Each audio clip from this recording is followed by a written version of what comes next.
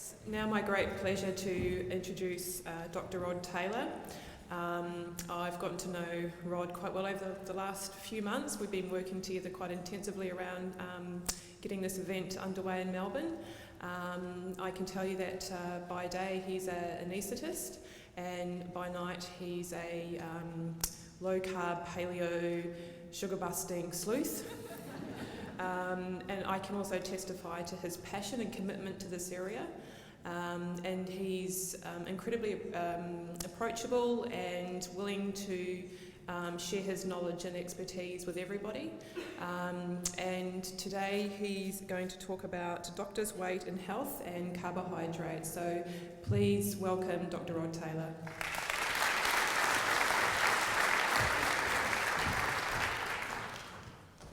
Just a few little housekeeping-y things that hopefully you'll get. We've got an evaluation form here, and this next talk's really boring, I can tell you. I've heard it a few times.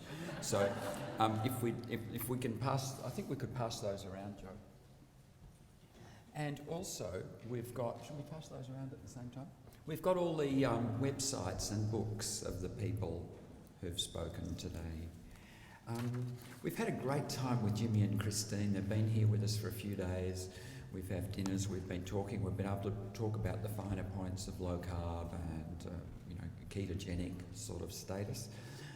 For anybody who's keen, we're heading off to Fish Creek tomorrow night, and we'll be talking down at Fish Creek in the Memorial Hall, followed by a community walk on the beach at Walkerville the following day. So we're taking our overseas visitors down into the country, and for anybody who's down in that part of the world.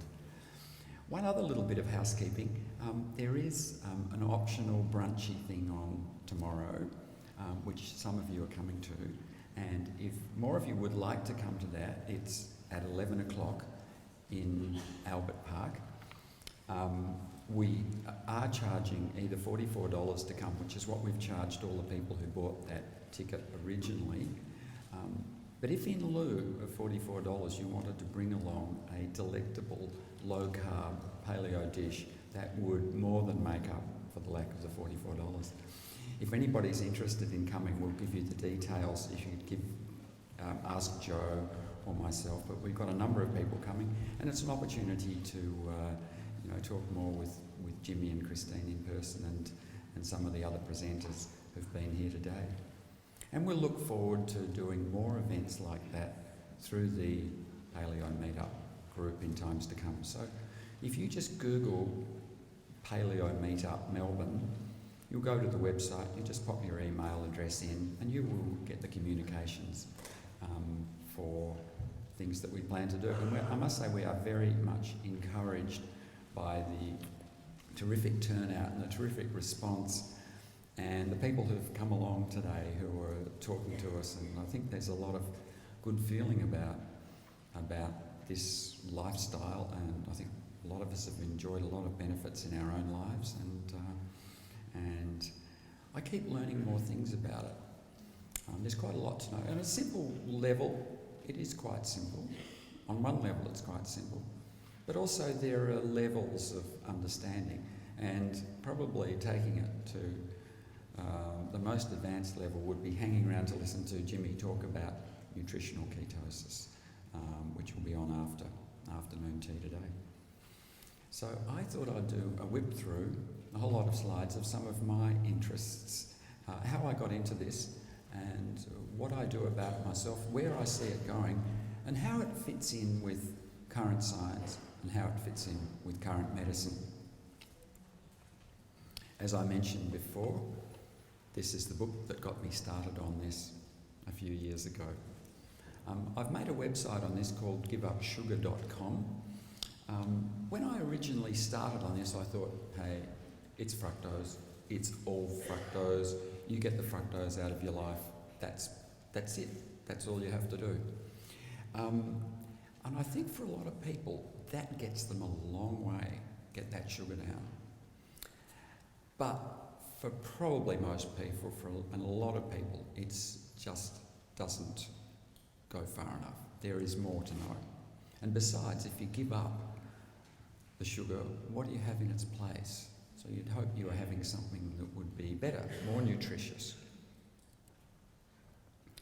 So talking about sugar, the average Australian has about 30 teaspoons of sugar a day, and David Gillespie said 35 to 40 today, and I think the figure, it's in that ballpark.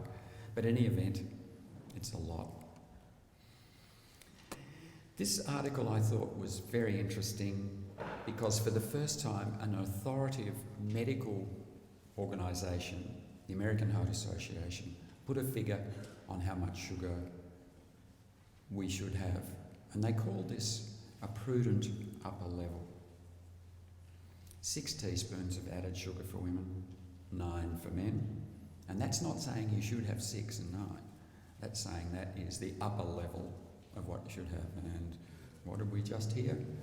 30, 40 teaspoons. And that's the average. That means half the community is having more than that. And that's a problem. I myself would probably be around the 2 or 3 teaspoons a day now. And I'm quite happier, and I'm happy with my numbers and how I've gone. As I mentioned earlier, my weight had been creeping on in my middle years, and I got up to 80 kilos. When I cut the sugar, the weight fell off, and I'll talk a little bit more about that as we go on, but certainly cutting sugar for me really took off most of the weight. There's been a bit of talk about fructose today from David Gillespie and Ken Sakaris. I won't go into it, but fructose may well play. If I were to put a figure on it and say what's making us obese and sick, I'd say sugar is probably more than 50% for the average person. It's probably the worst thing we do. I did a study at Epworth Hospital with the assistance of a cardiologist who got on board and an intensivist director of research, and we recruited 158 staff members into a sugar reduction strategy. That is to say, this was advertised, they came along and enrolled, and we got informed consent, and they filled out this questionnaire to get an idea of how many teaspoons of sugar they were having a day. Possibly a bit hard to read, but the bottom line was this group of Epworth staff members, mostly nurses, 88% female, average age 41, average weight 71 kilos, about 150 pounds, Jimmy. So they were averaging 15.6 teaspoons of sugar. Now, Epworth Hospital's in an upper, Richmond. I mean, this is professional people, nurses, probably better educated. They're still having 15.6 teaspoons of sugar, and they're very surprised that they're getting that much. I'll skip that one, and I'll skip that one. We'll come back to whereabouts they're getting the sugar. Where are they getting that 15.6 teaspoons of sugar? Hard work, this lecturing business, so let's duck into Hungry Jack's for something to eat. I feel like a Whopper burger, but I want to actually focus on the sugar content of a Whopper burger. And there we have in a Whopper burger 9.7 grams of sugar. Now, we've got to make grams something meaningful. What's a gram of sugar mean? I don't really know what a gram of sugar is, but I do know what a teaspoon is. I can picture a teaspoon. So, can I just get a show of hands? How many people here could confidently tell me how many grams of sugar makes a teaspoon?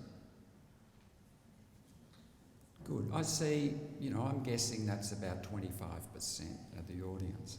And I'm going to argue that until you know this figure, you can't look at a packet and get an idea of how much sugar is in it. The answer is 4. So there are 4, it's actually, strictly speaking, it's 4.2, but let's just call it 4 for simplicity. So let's get back to our Whopper burger, and we're going to say roughly 10 grams, so 2.5 teaspoons of sugar. And so, it's maybe not so bad. 2.5, I'm allowed 6 or 9. So just reaffirming that. Let's have a look at the drink. There's the Coke regular at Hungry Jack's at 48. So we have to divide that by 4 and we get 12 teaspoons of sugar at Hungry Jack's. Yeah, but I'm a healthy person. I don't have that stuff. I have the juice. Here's the juice, 43.7. Now, I've got to apologise to Hungry Jack's because since I made this slide, they have reduced the size of their orange juice. It's a smaller serving size. They now have only 36 grams or 9 teaspoons. So I apologise to Hungry Jack's for not representing them accurately. But I would also have to say that Hungry Jack's have introduced a new line, and it's called Frozen Coke or Frozen Raspberry. And the Frozen Coke and Frozen Raspberry have 120 grams of sugar in them, right? So there's your 30 teaspoons of sugar in one go. I think I might just at this moment feel like I'm going to get a little bit serious because the problems with our health out there, it's serious, it's dire, and the speed with which this is progressing is alarming. When I see obesity, when I see the patients that are presenting for surgery, I've been doing the same working with the same orthopaedic surgeon for 25 years. We do hip and knee replacements. In a very short space of time, the patients are getting just amazingly big. I'm even seeing older people. I'm seeing women in their mid-70s and 80s who are now tipping 100 kilograms. Never saw that before. So no wonder we're having to do a whole lot more hip and knee replacements. So I'd say the thing which is alarming is the speed with which this is happening. And of course it's happening across all the age groups. It's happening across children. And that is absolutely a tragedy. So we're going to hear more about this because the pace of this obesity epidemic it's just going faster and faster. And I would hope groups of people like us are going to buck that trend, and I hope we will start to influence those around us because this is a personal disaster for people, but it's also a disaster for our communities. It's a total disaster for our budgets, and the whole, most of our GDP is going to disappear down into the health budget, and it's, I'm thinking in 20 years' time, you're not going to get your hip and knee replacement. We're just not going to be able to afford it. You're going to have to sell your house to get it. So I think there are health reasons, there are emotional reasons, and there are financial reasons for being healthy. And I'm going to add into that all the other medications that you're going to go on. Let's say you go on a statin to lower your cholesterol. Well, on my calculations, it's going to cost you about $34 a month. Go on that for 20 years, do the maths on that, and see what it's just cost your resources. And if you add a couple more tablets, something for hypertension, and as you start to develop the type 2 diabetes, you're going to need a few more. So I don't think I don't think we have an option here. I think we have to get on top of this. But at the moment, we seem to be travelling in the wrong direction. And as I mentioned, staying on the gloomy streak, children are affected. This is old data. These numbers in the middle field are the numbers of teaspoons. And let's look at 1 to 3-year-old children. 1 to 3-year-old children are having 12 teaspoons. 4 to 8-year-olds are having 21 teaspoons of sugar a day. These are very reliable figures from the NHANES database in the US. They go back to 2004. They haven't got any better, but we haven't had any more recent. So children, it's a problem. Just right. it's a lot of sugar, 14 grams of sugar in a serving of just right breakfast cereal. Funny you should notice that, John. There is a Heart Foundation tick on this. And the Heart Foundation is actually a private organisation that we give a lot of money to. And I have given this talk to the president of the Australian Heart Association, the National Heart Foundation. And they are embarrassed about this, and they are taking moves to, things move slowly, but they are under pressure to stop putting ticks on things like these sugar-laden foods. So, yeah, I think there are signs of progress. Honey, unfortunately, is 40% fructose, so it's not a substitute for, or certainly having a lot of sugar is not a substitute. Having a lot of honey is not a reasonable, healthy substitute to having a lot of sugar. Tomato sauce has got a lot of sugar. This little packet of sultanas, if you read the label on the side, it's there. The sugar is 25.6.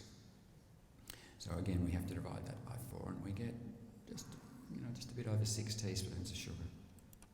So let's give little Johnny a juice, a nice healthy orange mango juice with vitamin C in it, and send him off to school with those very healthy sultanas. The Prima juice has got 5 teaspoons of sugar in it. The sultanas have got 6. He's just had 11 teaspoons of sugar, and that's just lunch. So, we've got to educate parents that the sugar's got to go. I think the message is getting across to some people. Well, at least this will be healthy. It's 99% fat-free, after all. Each one of those is 200 grams. So let's have a look on the side of one.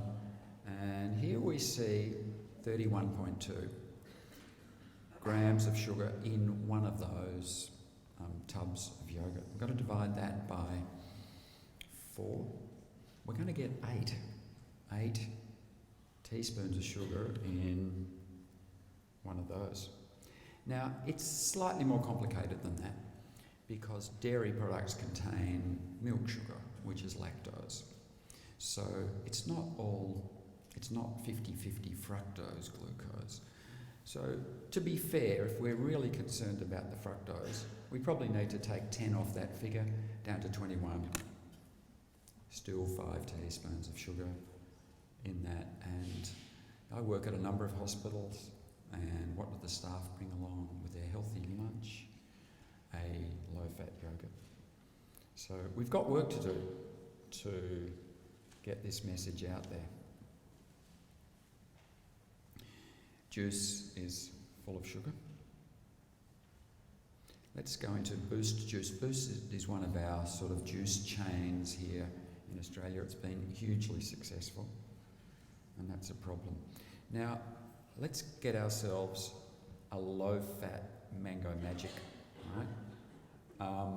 So we look at that and say, there are 12 grams of sugar there. We divide that by 4, we get 3. 3, that's all right, it's not too bad. Wait a minute, that's in 100 mils, right? And because we're moderate people, we'll just have a medium. So we actually have to multiply that by 4.5. So in a low-fat smoothie from Boost Juice are 14 teaspoons of sugar. I think we've got to have our head around the numbers a little bit, and reading packets and knowing what's in things makes a difference. Some people think fruit is a free pass, it's healthy. Probably if you were eating, by the way, I don't think we ever defined paleo, and maybe there are some people still wondering what paleo means, and that stands for Paleolithic. And the Paleolithic of man was up until about 10,000 years ago, when we introduced agriculture, we started herding animals, and we planted crops. So when we say paleo, we're looking at sort of eating more like the foods that were around in that era prior to 10,000 years, going back 2.5 million years from there. The more recent era is called Neolithic. So maybe if you're eating fruits that you would find 10,000 years ago, maybe not a problem. Fruits we have today are bred to be big and sweet. And each one of those little blocks is a teaspoon of sugar. So that big apple has 6 teaspoons of sugar. It's a big orange. It's got a lot. Banana, fair bit. If anything, the berry fruits are a bit better because we eat less of them. And they don't contain quite as much sugar. And they're expensive, so it's going to cost you a lot if you're going to try and eat a lot of berry fruits. So, I certainly have some berry fruits. I certainly have some... I have blueberries. I have on my for breakfast. Probably a good time to tell you what I have for breakfast. And we had a lovely article in the Age there, which had a picture of me eating my breakfast on page 3 of the Sunday Age a few months ago, and I had my sort of face into a big 3-egg cheese omelette with a bit of nice fatty bacon on the side. It's fantastic. So that's what I have for breakfast. And sometimes if I'm in a bit of a hurry, I will have a full fat yogurt and I'll tip a bit of cream on it, love cream, maybe some slivered almonds, something like that, a few blueberries on the top. So we haven't talked much about how we actually eat a low-carb diet, but that's just a bit of a start from me. And lunch, I always take my lunch now, and I've been a bad eater all my life, a typical blokey eater, eating every 2 or 3 hours, lots of carbs. I just don't do that anymore, and I'm much happier.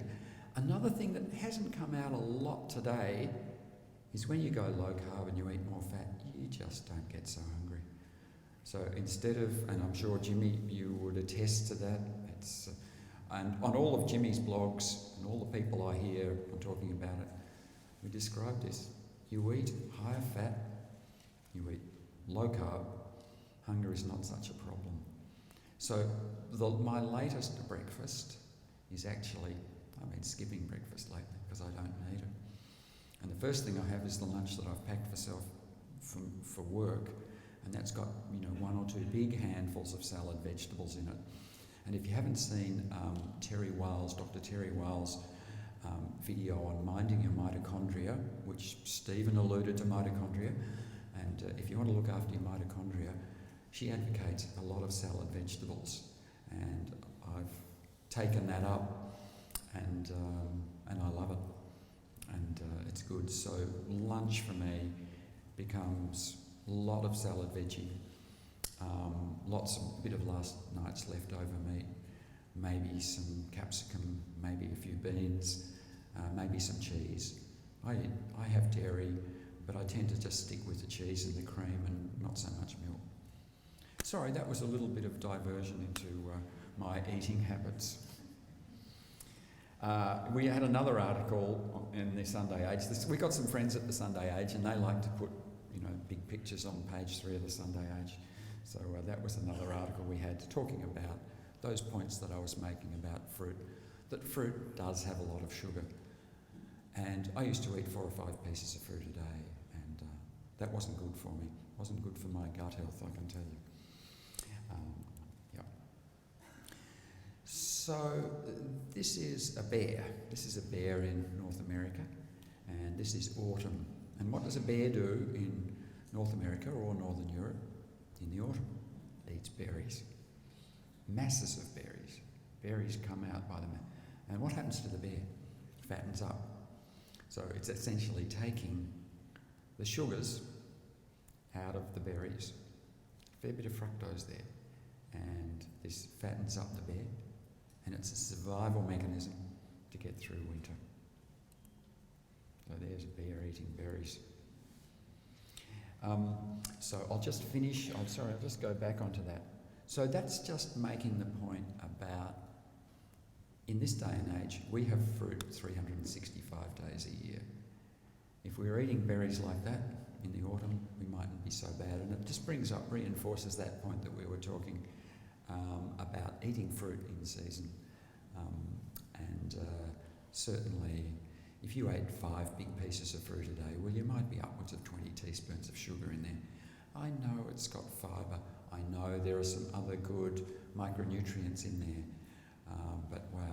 there's nothing in fruit which is not also in vegetables. So, where do I get my information? Books are great.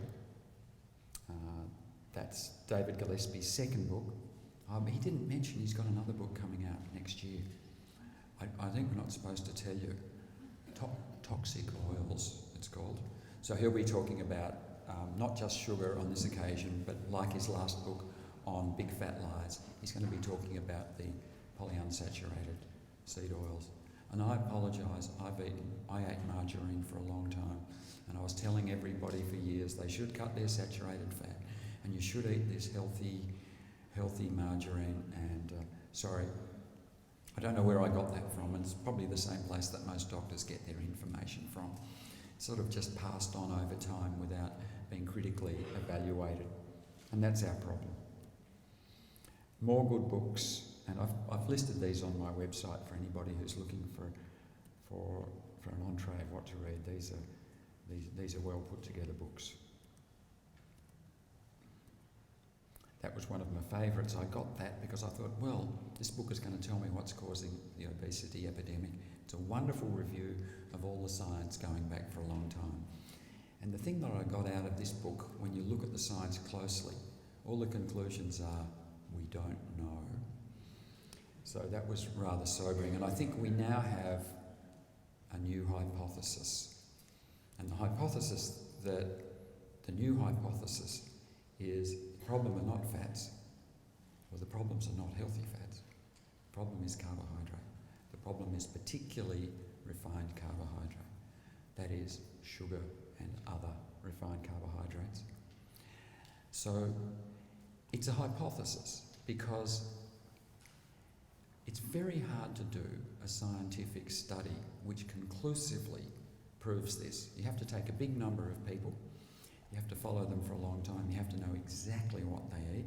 So ideally they're institutionalised, and you feed them everything and you watch them closely and you know exactly how much they eat and what they eat.